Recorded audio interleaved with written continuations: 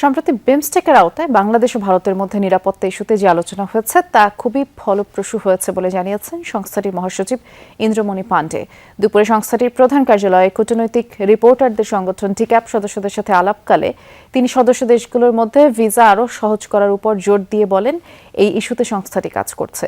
আর পাশাপাশি বিমস্টেক সদস্য দেশগুলোর মধ্যে রাজনৈতিক সমঝোতা না হওয়ায় মুক্ত বাণিজ্য চুক্তি সই করা যায়নি। সংস্থাটির অগ্রাধিকার অর্থনৈতিক উন্নয়ন উল্লেখ করে মহাসচিব বলেন, রোহিঙ্গা ইস্যু নিয়ে তাদের তেমন কিছু করার নেই।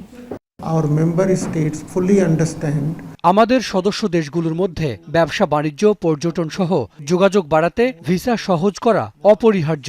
1 বছর আগে এটি নিয়ে বিশেষজ্ঞ দল কাজ শুরু করেছে। আশা করছি ভবিষ্যতে এটি বাস্তবায়িত হবে।